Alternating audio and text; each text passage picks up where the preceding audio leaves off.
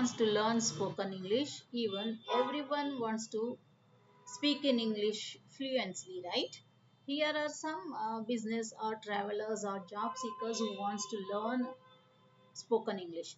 Students who want to improve their communication skills for studies or future jobs, and the professionals who need English for meetings, interviews, or workplace communications, and the job seekers who are looking for the jobs want to apply for international English speaking companies, and travelers who wish to speak confidently while traveling abroad, and the homemakers.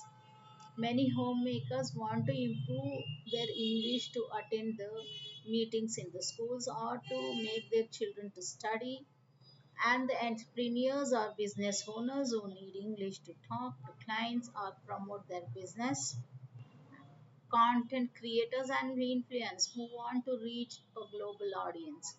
And these are the many students or the people I have found. Even if you want, even the others, if you want to learn English, can join this channel to learn English.